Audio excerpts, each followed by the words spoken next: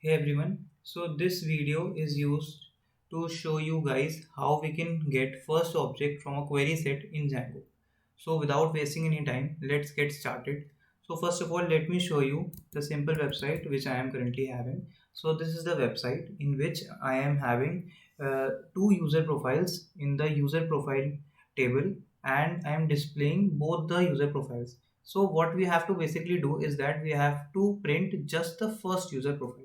So let's check the study Gyan blog, and here it mentions that we can use the first function to access only the first object from the model. So let's copy this code and paste it in our views.py file. So as you can see here, I am accessing all the user profiles by using the all method. So let's paste this code now, and I have to replace your model with the model of which I am using, which is user profile. And now we can pass this first object instead of the user profiles. So this will pass this context inside the home.html, which will get rendered whenever we call this home function.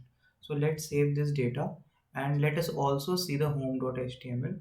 So previously it was using a for loop to display all the profiles, but now we have to implement only one profile. So we can comment out this for loop, and we can just simply write user profiles instead of user profile. So let me add the s at the end of each user profile. Alright, now let's save the data and refresh our website. Okay, so as you guys can see, now we are displaying just the first user profile. So we have successfully displayed the first user profile. Let's check out the blog again. Okay, so we can also handle empty query sets by the following code. Like if we use any if statement and check if the query set exists. Let me just implement that for you guys. Let's copy this code and paste it in our views.py file. Okay, so I have pasted it. I think there is some problem with the indentation. Let me correct that. Okay, so we have to write first object instead of this. Let's remove the first from here.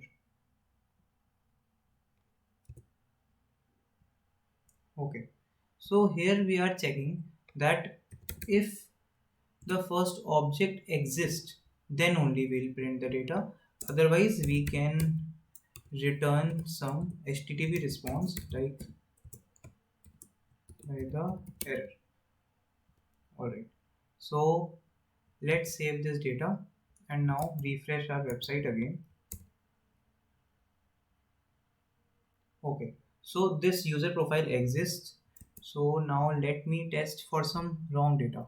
Suppose I am giving a wrong model name. Okay, it will show an error here, and let's display this code when we are getting the data. Alright, now let's refresh the page, and as you can see we are getting error. Alright, so this marks the end of the video. Thanks for watching.